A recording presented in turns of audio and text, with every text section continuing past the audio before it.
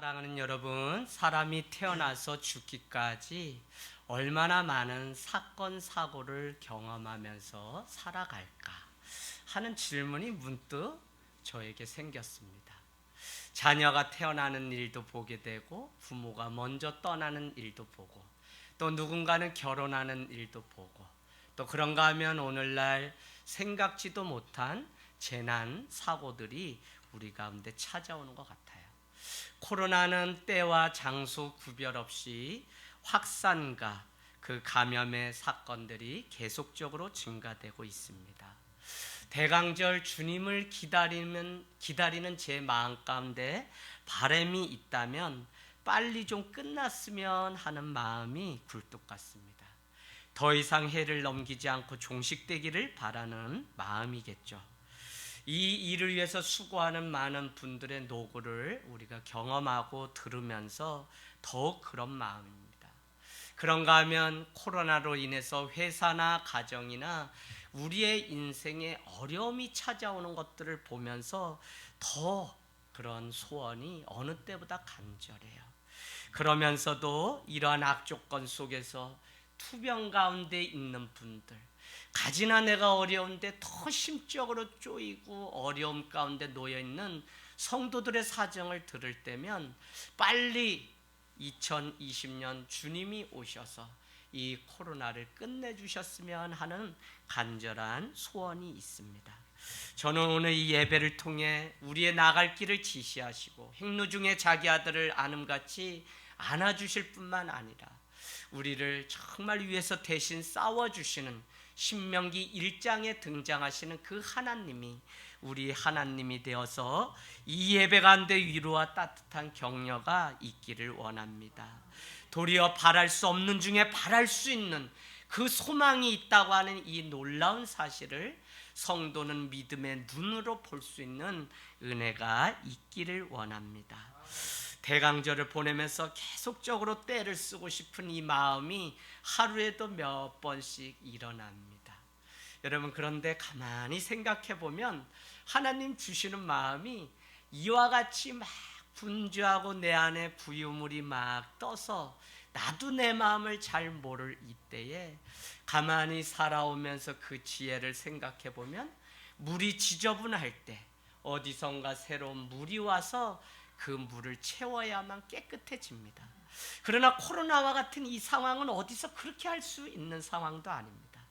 그러면 가장 중요한 것은 가만히 있으면 그냥 그 흙물은 바닥에 가라앉고 깨끗한 물만 위에 남는 것을 보게 돼요. 어쩌면 이런 상황 속에서 우리가 할 수 있는 것은 하나님이 하나님 되심을 믿고 주님의 사랑으로 우리를 더욱 단련시키고 채워가는 그 은혜가 우리에게 필요하구나 하는 생각을 해보게 됩니다. 여러분, 오늘 이 예배를 통해서 하나님의 일하심이 드러내고 특별히 우리가 그 가운데 순종함으로 침묵하고 그 가운데 하나님의 사랑이 우리의 마음을 맑고 깨끗하게 주님이신 예수 그리스도만 볼 수 있는 은혜를 우리에게 부어주시길 원합니다.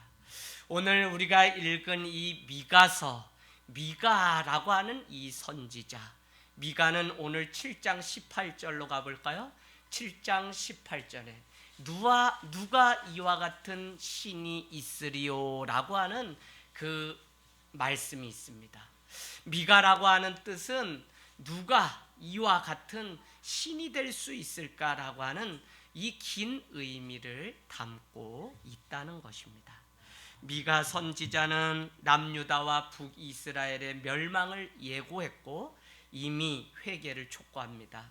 당시 지도자들이 타락하게 되고 종교와 정치가 타락해서 부자가 가난한 자를 억압하는가 하면 있는 자가 없는 자를 강탈하는 일들이 1장에서 4장까지 계속적으로 반복되어 있습니다.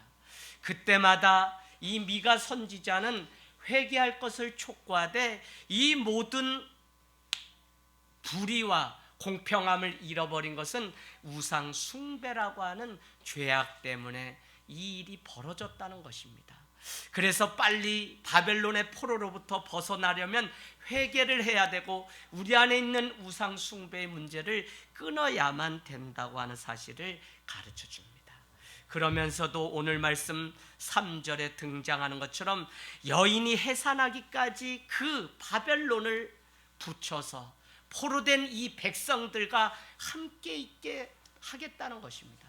그러면서도 또 한 가지 소망의 메시지는 렘넌트, 남은 자를 두어서 그들이 이스라엘로 돌아가게 되면 그들을 다시는 누가 해하지 못할 메시아가 오셔서 그들을 통치하고 그들을 대적하는 모든 자들을 물리치고 만왕의 왕이신 메시아 주님이 이 땅 가운데 통치하시고 일할 거라는 사실입니다. 오늘 포로된 이들의 삶의 간절한 소원이 무엇이 있을까요? 포로로 바벨론에 붙들려 갔다면 이들은 고향이나 나라를 잃은 자입니다. 그들의 가장 기쁜 소식, 기다림은 돌아가는 것입니다. 내가 나왔던 그 땅으로, 내가 태어난 그 조국으로 돌아가는 것. 그렇죠? 우리도 그렇잖아요. 속히 메시아가 오셔서 회복시켜 주시고 열국을 물리치시고 이 땅을 다시 평강 가운데 다스려 주길 바라는 그 마음. 그래서 오늘 우리가 읽은 말씀 1절은 메시아는 우리의 사정을 외면하시는 것이 아니라 우리의 사정을 동정하시는 분이심을 가르쳐주고 있습니다. 1절 말씀 보면 이렇게 되어 있죠. 딸 군대여 너는 때를 모을지어다. 군사들을 모을지어다. 그들이 우리를 에워쌌으니 막대기로 이스라엘 재판자, 다른 말로 메시아, 다른 말로 이 땅의 왕의 뺨을 치겠다는 것입니다. 여러분, 오늘 이스라엘은 포로로 잡혀가서 아무 힘이 없습니다. 오늘 이스라엘은 이길 군대도 없는 것입니다. 그래서 그는 딸 군대여라고 오늘 미가 선지자는 외치고 있습니다. 소수의 군원 받을 남은 자만, 소수의 딸에 불과한 군인들만 남아 하나님의 그 백성을 동정하시는 하나님의 은혜를 누리게 될 거라는 것입니다. 지금의 상황은 대적이 와서 이스라엘의 재판관 왕으로 오신 이의 뺨을 치며 능욕을 당하게 할 것입니다.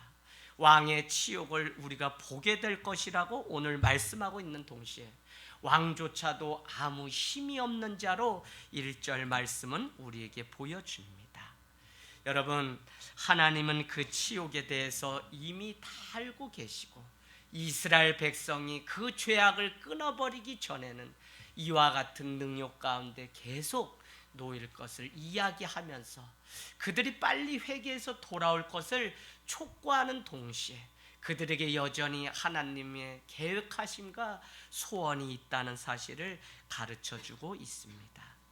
우리는 살아가면서 때로는 우리도 공경을 처하고 어려움에 처할 때가 있습니다. 공경에 처하면 지혜로운 사람은 그냥 우리가 살아가는 방식이 그 어려움을 누구에게 알리려고 하는 경향이 있어요. 그런가 하면 나의 이 수치를 모든 사람이 알기를 원치 않기 때문에 몇몇의 사람만 알았으면 하는 반대의 욕구도 우리에게 있습니다. 다만 자기에 대해서 소문나기를 원하는 것은 나의 가치나 존재가 얼마나 대단한 사람인지에 대해서 사람들에게 들려지기를 원하는 소원이 있는 것이죠. 우리 인간은 이와 같은 삶을 살아갑니다. 더욱이 자기의 죄악이 드러나는 것에 대해서 민감한 사람입니다. 그러다 보니까 우리 사람들은 계속적으로 자기를 포장하려고 하는데 익숙한 사람입니다. 그것이 우리 삶의 괴리를 만들어서 전혀 다른 삶의 방향으로 몰고 가는 경험들을 우리는 종종 합니다. 제 자신이 아직 준비되지 않았는데 내 이름 석자가 세상 가운데 드러난다면 우리는 내 실력이 금세 세상에 드러나기 때문에 내가 세워지지 않고 나라는 존재가 서지 않으면서 세상에 빛이 되고 무엇을 말하기란 참 어렵습니다. 저도 이미 몇 권의 책을 젊은 시절에 내었지만 그 일이 얼마나 부끄러운지 모릅니다. 나에 대한 과장이나 포장이 결국 내 삶이 아니라는 사실을 알기 때문에 믿는 성도는 하나님 앞에 진실되게 살아가는 것이 숙제입니다. 코로나 때 우리가 더욱 정말 여러분 육신의 보호를 위해서 거기에 빠진다면 우리는 정작 이 시간들은 그냥 흘러보내는 시간이 될 것입니다. 뒤집어 말씀드리면 우리는 영적으로는 내가 안전한지를 늘 자기의 영혼의 지혜로운 건축자가 되어서 자기 자신을 복음 앞에 말씀 앞에 내 삶을 한번 정리해보고 내 삶을 다시 한번 진실하게 복음 앞에 세우는 은혜가 있어야 되는데 우리는 자꾸 자기의 공경 속에 자기를 감추고 믿음이 있는 것처럼 또 포장하고 포장하기 때문에 한 번도 하나님을 직면하고 대면하지 못한 채 일평생 교회를 드나드는 사람도 있다는 것입니다. 여러분, 제가 오늘 이 말씀을 드리는 이유가 바로 여기에 있습니다. 우리가 내 자신이 서 있지 않으면 우리는 자꾸 내 자신을 이렇게 포장하려고 합니다. 오늘 이스라엘 백성들의 그 사정을 주님은 다 알고 계십니다. 그런데 더 놀라운 것은 이스라엘 백성이 그 포로 가운데 해방이 되려면 자기 자신도 자기들의 처지를 주제 파악을 하라고 자꾸 촉구하는 자들이 나비 예언자들입니다. 하나님의 음성을 백성들에게 전하는 것. 저는 오늘 이 말씀을 이렇게 준비하고 보면서 오늘날의 교회가 정말 주님이 원하시는 교회인가? 여러분, 언제부턴가 교회는 사랑을 말하고 용서를 말하고 더 격려를 말하고 우리가 말할 수 있는 좋은 표현들이 난무한 채 교회 안에 있습니다. 그럼에도 불구하고 아담과 하와, 가인과 아벨로 이어진 인간의 끊을 수 없는 죄악의 진실에 대해서 외치거나 회개를 촉구하는 교회가 없다는 것이 이 땅의 교회가 무너지는 증거입니다. 여러분은 대강절 아기 예수님이 오시면 어떤 일들이 여러분 가운데 이루어지기를 지금 소원하면서 기다리고 있습니까? 오늘 회개와 빛의 촛불을 동시에 밝혔습니다. 여러분, 주님은 이 땅에 오셔서 우리에게 마가복음 1장은 때가 가까이 왔으니 회개하고 복음을 믿으라고 말씀하고 있습니다.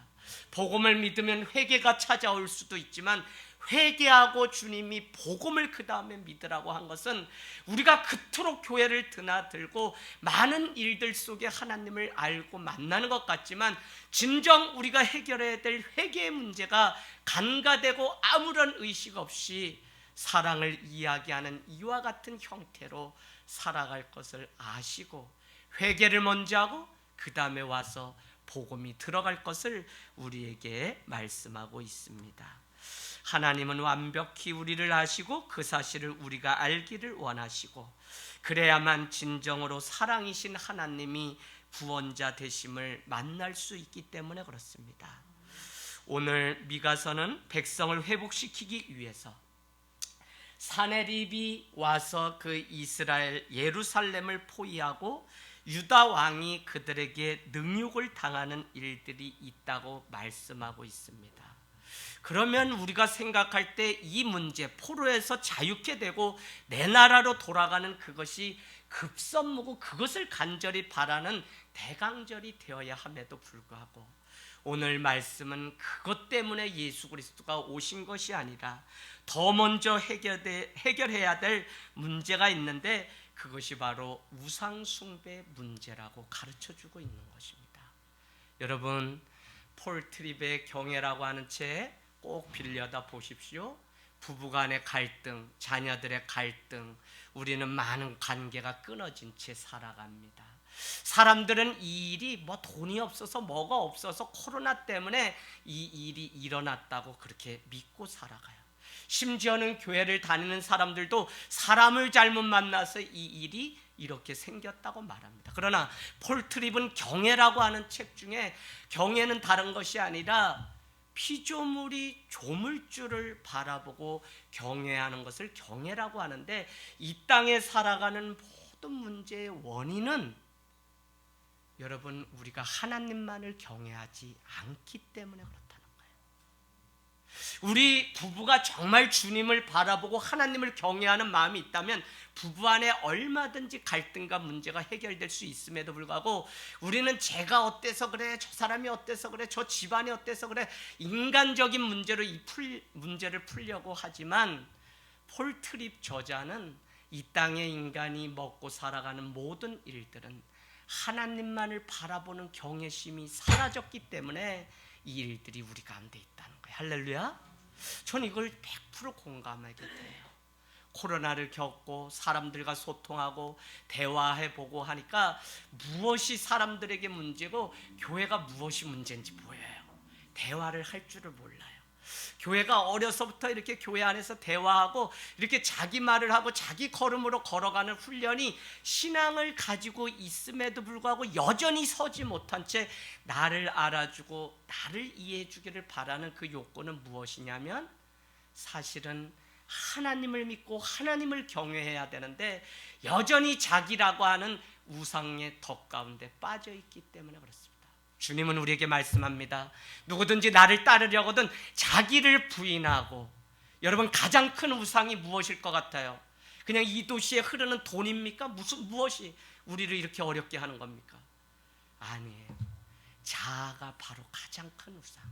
나만을 인정받고 싶고 나만을 알아주고 나만이 대접받고 싶어하는 이것 때문에 누구든지 나를 따르려거든 자기를 부인하고 자아를 꺾고 자기 십자가를 질 것이며 누구든지 대접을 받고자 하는 자는 먼저 섬기는 자가 되어야만 하나님의 나라가 우리 가운데 이루어진다고 말씀하고 있습니다. 우리가 살아가는 이 현실 가운데 가만히 생각해 보면 우상이라고 하는 것이 얼마나 우리의 인생을 옥죄고 있는지 모른다는 것입니다. 때로는 문제가 해결될 것 같지만 여전히 반복되는 일상의 문제 속에 우리가 살아가요. 병 고침을 받고 재정이 회복되고 자녀의 입시가 해결되는 것이 급선무 같습니다. 그러나 오늘 말씀은 하나님은 우리 자신보다 우리의 필요한 것이 무엇인지 다 아심에도 불구하고 그것보다 먼저 선행되어야 될, 해결되어야 될 문제가 있다고 말씀하고 있습니다. 여러분, 누가복음 한번 가보실까요? 누가복음 17장. 중풍병 걸린 한 사람의 이야기를 우리는 알고 있습니다. 중풍병에 걸린 한 사람, 그를 구원하기 위해서 누가복음 5장 17절부터 쭉 등장하는 이 이야기는 4명의 친구가 그를 침대에 해서 예수님을 만나면 고침받는다 그래서 그 앞에 갔다는 거예요. 그러나 사람들이 소문을 듣고 너무 방 안에 가득 차서 들어갈 방법이 없기 때문에 하나님은 그들의 열정을 보시고 창조적인 아이디어를 주시는데 그것이 무엇이었죠? 지붕을 뚫고 예수님 있는 방 아래 내리는 작전을 썼습니다. 여러분, 이 과정까지 얼마나 어려운 그 과정이 지금 있어요. 그래서 예수님 앞에 그 중풍병자가 딱 와서 있었을 때 예수님이 하신 말씀이 오늘 무엇입니까? 5장 20절에 같이 읽습니다. 시작.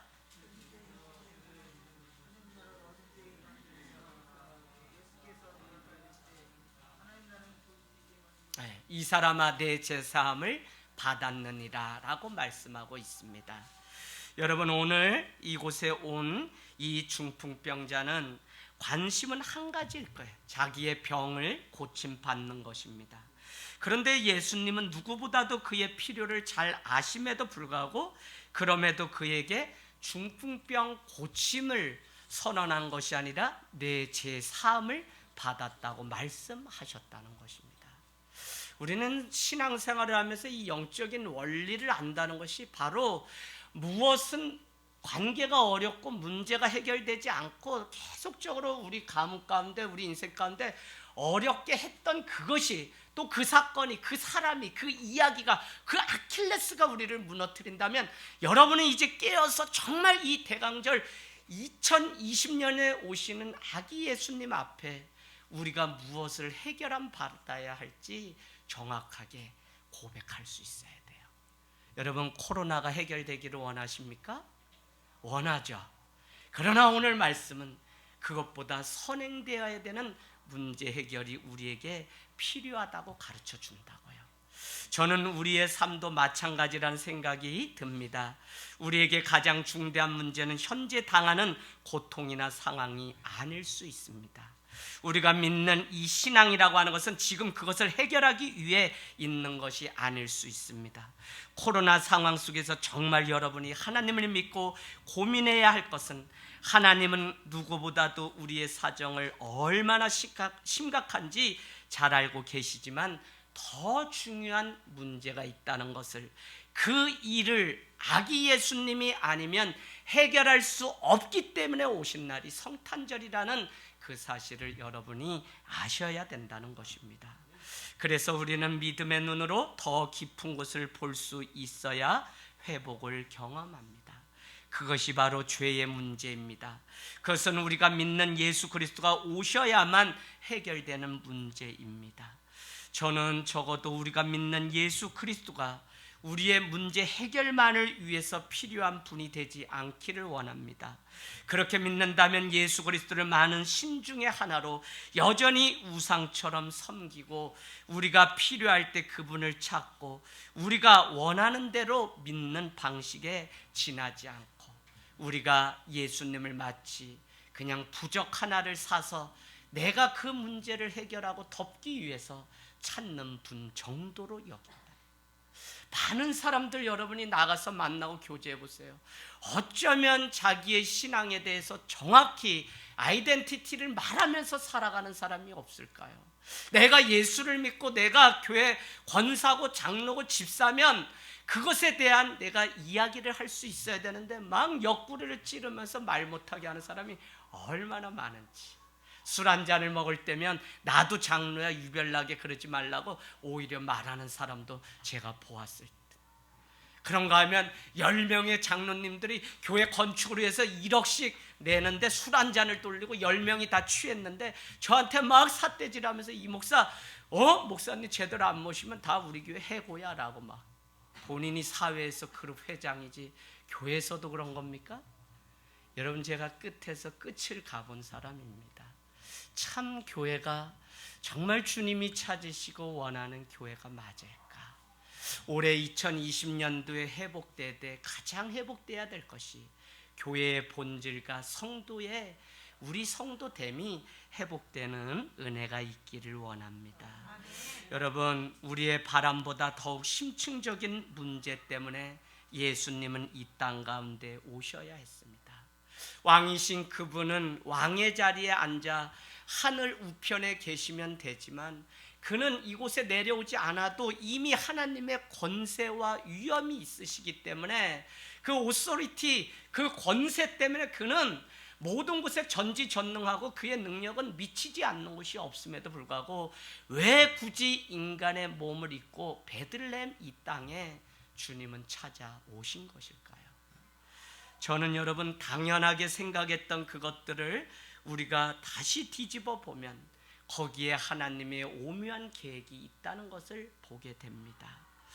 우리의 바람을 한결같이 물거품으로 만드시고 그것보다 더 중요한 것 때문에 예수님이 오신다고 말씀하고 있습니다.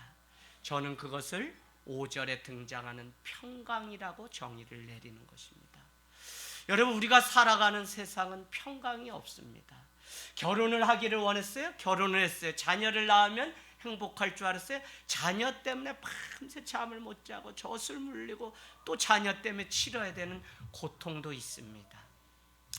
가게 한 자리 얻었으면 했어요? 가게 얻었어요. 그러나 코로나와 이와 같은 상황 속에 제가 지난주도 이렇게 신방을 갔더니 그냥 어떤 가정은 그냥 2년 만에 어제 찾아와서 주인이 오산입니다. 전세금을 8천만 원을 한 번에 올려달라고 해서 신방을 봤는데 마음이 많이 가라앉았어요.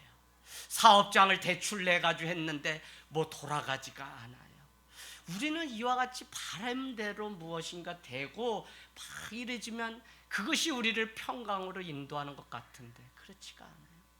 심지어는 탈북하신 분들도 대한민국의 평안을 찾아서 왔는데 이곳에서 치러내야 되는 그 고통이 이 땅에서 나그네로 살아가는 동안은 누구에게나 다 있다는 것입니다.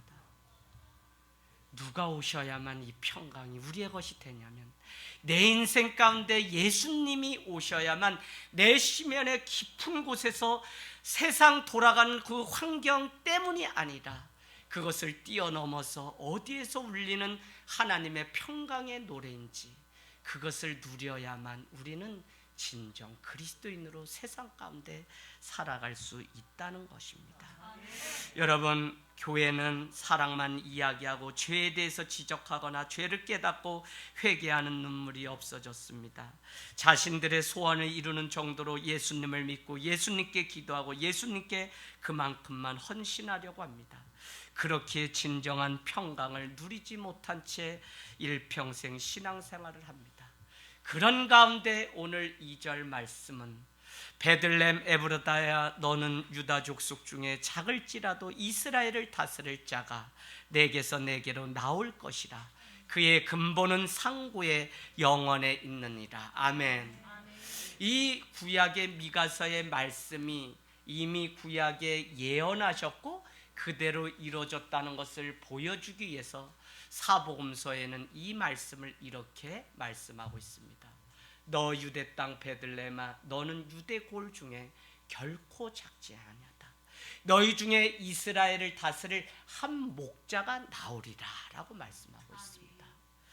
여러분, 오늘 이와 같은 상황 속에서 주님은 다시 회복과 평강을 주실 거라고 하는 믿음을 우리에게 주십니다. 그러나 얼마나 초라한 왕으로 오시는 것인지, 일단 여기에 오신다고 하는 그 베들레헴 자체는 여호수아가 땅을 다 정복하고 분할을 하고 12지파로 나눌 때에도 한 번도 베들레헴이라는 땅은 150여 개의 도시와 성읍을 설명할 때도 등장하지 않았던 곳입니다.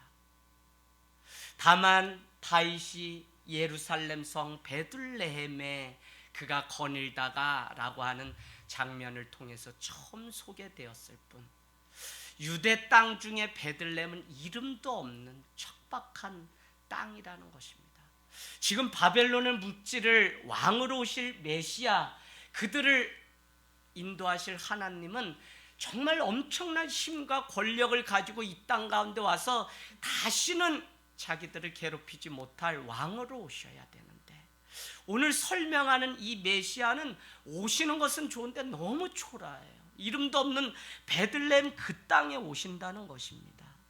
여러분, 그분이 오셔서 회복시켜 주신다는 것, 여러분은 어떻게 생각하십니까? 아무리 생각해봐도 포로로 잡혀있는 이스라엘과 유다에게는 이해되지 않는 것입니다. 그러나 성경은 마리아의 노래를 통해서 또 다른 이사야의 그 말씀을 통해 우리를 위해서 오실 그 메시아 예수 그리스도는 정말 그는 얼마나 볼품없고 초라한 왕으로 인간의 몸을 입고, 심지어 그는 오셔서 나사렛의 한 작은 목수로 살아갔던 삶을 여러분도 알고 있습니다.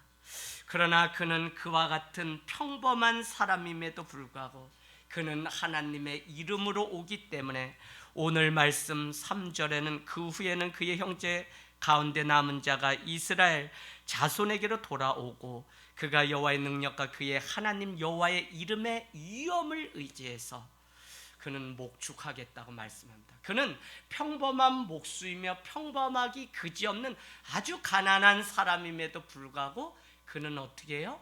그는 하나님의 이름으로 위엄과 권세를 가지고 이 땅 가운데 오셨다고 동시에 말씀하고 있습니다.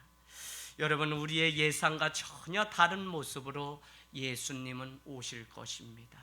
그렇기 때문에 예수님은 양틈에 자면서 정말 주님의 오시는 그 소식을 기다리던 목자들에게 찾아오셨고요, 동방의 박사들이 저기 찾아서 별을 보며 찾아왔는데 그들을 만나 주셨던 그 아기 예수님, 정말 별 볼 일 없는 그분이 우리를 위해서 예상치 못한 빅뉴스, 큰 소식, 기쁜 소식으로 우리 가운데 오셨다는 것입니다.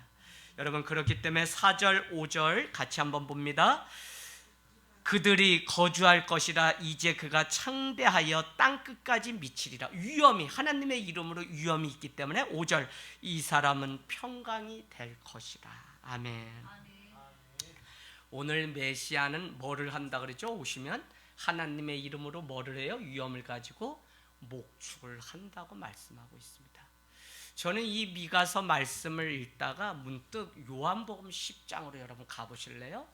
요한복음 10장에 예수님이 자신을 나는 선한 목자라고 표현한 그 말씀 대목이 딱 떠올랐어요. 예수님, 아기 예수님은 우리에게 무엇으로 오냐면 목자로 오세요. 목축하시는 분으로. 그럼 우리는 누구냐? 그분이 길러야만 풀을 뜯고 먹을 수 있는 양떼라는 사실입니다. 그런데 더 놀라운 것은 그분은 부드러운 목자이며 그러나 동시에 하나님의 이름을 드러내는 위엄 있는 목자라는 것입니다. 오늘 하나님이 보내신 목자는 우리에게 오셔서 구원을 베푸실 유일한 전능자이며 그가 바로 예수 그리스도를 통하여 그 구원을 완성시키시려고 이 땅 가운데 오신다는 것입니다. 죄의 그 관역을 뚫고 우리 가운데 죄로 말미암아 겪는 그 많은 고통의 문제를 끊어버리기 위해서 이 땅 우리가 사는 척박한 오산이라고 하는 이곳까지 주님이 오셨다는 것입니다. 여러분, 목자가 누구입니까? 목자는 삭군으로부터 자기 양떼를 지키는 자입니다. 요한복음 10장 10절 같이 읽을까요? 시작. 도둑이 오는 것은 도둑질하고 죽이고 멸망시키려는 것뿐이요 내가 온 것은 양으로 생명을 얻게 하고 더 풍성히 얻게 하려 하는 것이다. 아멘. 네, 나는 목자인데 내가 온 이유는 무엇이냐면 더 풍성한 생명을 얻게 하시려고 목자로 이 땅 가운데 주님이 오셨다는 것입니다. 그러면서 오늘 9절은 내가 문이 누구든지 나로 말미암아 들어가면 구원을 받고 또는 들어가며 나오며 좋은 꼴을 먹게 된다는 겁니다. 여러분, 우리가 많은 문이 있다 그랬죠? 우리는 노아의 방주를 통해서도 이미 노아 방주를 짓때 문을 하나만 내라고 했던 것을 제가 여러분께 여러 번, 그 의미는 영적으로 유일한 구원의 문은 예수 그리스도밖에 없다고 하는 의미를 예표하기 위해서 노아의 방주에 문 하나만 내었다는 것입니다. 여러분, 오늘 그는 자기를 이렇게 더 설명합니다. 11절 보세요. 나는 선한 목자라. 선한 목자는 양들을 위하여 목숨을 버리거니와 삭군은 목자가 아니요 양도 제 양이 아니라. 이리가 오는 것을 보면 양을 버리고 달아나는 게 삭군이죠. 이리가 양을 물어가고 또 해치느니라. 달아나는 것은 그가 삭군인 까닭에 양을 돌보지 아니한다. 14절. 나는 선한 목자라. 나는 내 양을 알고 양도 나를 아는 것이 아버지께서 나를 아시고 내가 아버지를 아는 것 같으니 나는 양을 위하여 목숨을 버리는 목자라는 것입니다. 또 이 우리에 들지 아니한 다른 양들이 내게 있어 내가 인도하여야 할 터이니 그들도 내 음성을 듣고 한 무리가 되어 한 목자에게 있으리라. 내가 내 목숨을 버리는 것은 이유는 그것을 내가 다시 얻기 위함이니. 뭐요? 양떼를 다시 얻기 위함이니 이로 말미암아 하나님 아버지의 사랑이 나에게 있다고 고백하고 있습니다. 여러분, 참 이 대목이 왜 서글프고 그렇게 마음 아플까요? 주님이 우리의 목자로 오시는데 때로는 목회자들이 자기가 목자라는 표현을 많이 사용합니다. 셰퍼드. 그런데 여러분, 목자는 목자이신 예수 그리스도만 목자고 지기 목사인 저는 그 말씀을 주님께로 목자이신 예수 그리스도의 그 문으로 들어가게 하는 통로입니다. 그런데 언제부턴가 이 땅에 있는 많은 종들이 자기가 목자라고 거짓 이리 가운데 양떼를 팔아먹고 자기가 잡아먹는 안타까움. 그래서 이 10장을 제가 설교를 잘 안 해요. 보통 분들은 정말 양의 문으로 양의 음성을, 목자의 음성을 듣고 하라고 하는데 자신이 없어요. 오늘날 막 돌아가는 일, 막 SBS에 막 교회 뭐 탐사 보도 막 해서 요즘 얼마나 교회가 막 바닥에 있는지 더 자신이 없어요. 여러분, 우리의 영원한 목자는 바벨론의 포로로부터 우리를 구원할 뿐만 아니라 인간의 그 살고 죽는 모든 죄의 문제를 끊어버리기 위해서 우리를 초대하시는 그 부드러운 음성, 좋은 꿀로 우리를 먹이시는, 때로는 사자가 때로는 이리가 찾아오면 자기의 목숨을 걸고 지켜주시기 위해서 결국은 십자가를 지신 예수 그리스도밖에 없는 줄로 믿습니다. 그분은 이 성탄절에 이 땅 가운데 오시면 우리로 말미암아 더 풍성한 생명을 누리고 기쁨을 맛보게 하시려고 우리를 위해서 오셨다는 것입니다. 여러분, 오늘 말씀을 마치면서 우리가 어떤 삶, 우리는 누구여야 합니까? 코로나를 겪고 있는 이때에 목자이신 하나님과 함께 길을 걷는 순전한 양이 되기를 원합니다. 그러면 주님은 우리를 안아주시고 주님은 우리의 필요를 채워주시고 비록 초라한 모습으로 오실지라도 그러나 오직 그분이 오셔야 우리는 평강을 얻을 수 있습니다. 혹시 여러분이 이 많은 2020년의 세월을 살아가면서 여러분 안에 평강을 빼앗기고 있지 않습니까? 언제부턴가 그 평강, 안전함을 찾기 위해서 갈급하며 열심히 산 그것이 나를 더 지치게 만들고 있지 않습니까? 오히려 자신을 보호하기 위해 성을 쌓는 것에 매몰하여 열심히 살았는데 자신은 온데간데 없고 자신을 잃어버린 삶을 살고 있지 않습니까? 더 이상 소망이 없다며 코로나 가운데 낙담하며 우리도 언젠가는 다 죽을지 모른다고 입버릇처럼 말하고 있지 않습니까? 우리 일가 친척 중에 대학생 아이가 깜짝 놀랐어. 너 왜 그렇게 내가 올 때마다 누워있니? 라고 물었더니 어머니가 말씀하세요. 제가 뭐라는지 알아? 그래서 뭐라고요? 그랬더니 이제 70평생만 더 살면 나도 다 죽는데 한다는 거야. 20대 초반 아이가. 코로나가 오니까 그냥 사는 게 아니에요.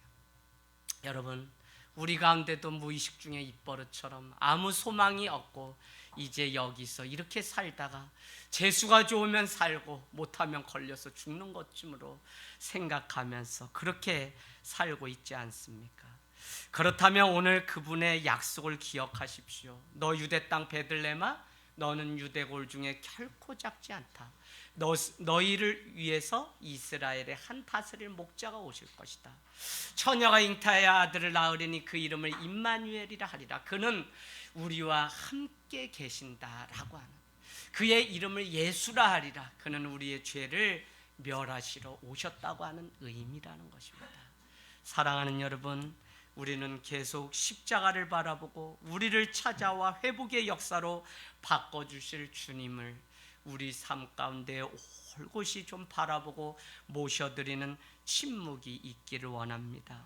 우리보다 우리를 더 잘 아시는 분이신데 그분이 오셔서 우리를 다스리시고 우리의 문제가 아무리 기도하고 뭘 해도 해결되지 않는 그 많은 일들이, 그것이 죄의 문제라면 다시 한번 관계를 친밀하게 만들어가는, 그래서 그동안에 우리 교회가 모이는 데 익숙해서 모여야만 뭔가 예배드리고 모여야만 뭔가, 물론 공동체가 함께의 영성은 너무 중요합니다. 그러나 여러분, 이것 너머에 개인의 홀로의 영성이 강화되지 않아야 되는, 여러분 함께하는 것 중요합니다. 그러나 혼자 내가 하나님 앞에 독대하는 이것이 되지 않으면 아무것도 안 돼요.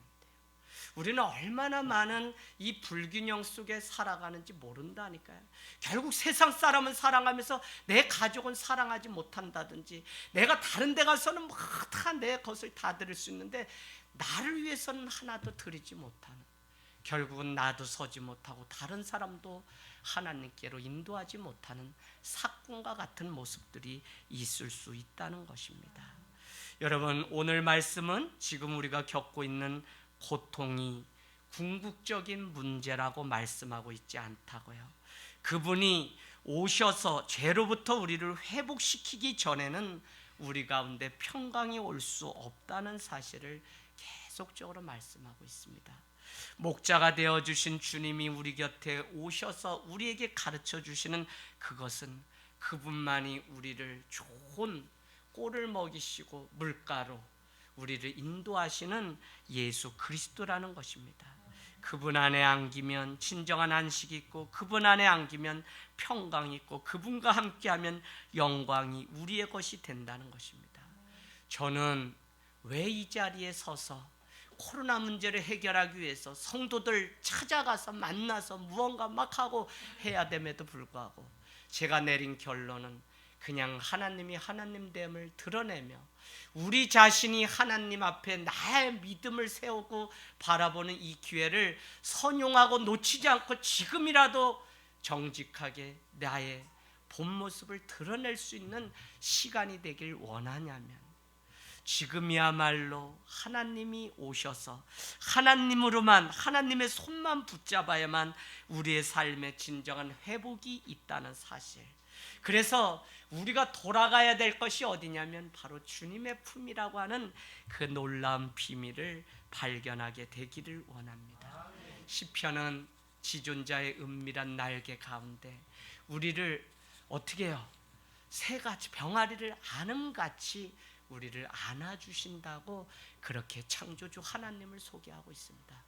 여러분, 믿는 자를 안아주시고 믿는 자의 사정을 아시되 우리의 영원한 죄의 문제를 끊어주시기 위해서 이 땅 가운데 어찌 보면 참 비애가 뭐냐면 주님의 오심을 우리는 기뻐하지만 그의 오심은 구약의 예언대로 우리의 죄악을 끊어버리고 우리의 질고를 끊어버리므로 우리가 나음을 얻게 하기 위해서, 즉 다른 말로 예수님의 탄생은 죽기 위해서 이 땅에 오신 이 역사라고요. 여러분, 우리가 자녀를 위해서 그렇게 살 수 있습니까? 없어요. 우리가 이번 2020년 이때에 정말 주님, 누가 등 떠밀어서도 아니, 이제는 내 발로 하나님 앞에 내 개인의 믿음이 이렇게 듣고 배운 바가 세상 가운데, 가정 가운데, 직장 가운데 살아내는 말씀으로 역사하기를 주님의 이름으로 축원을 드립니다.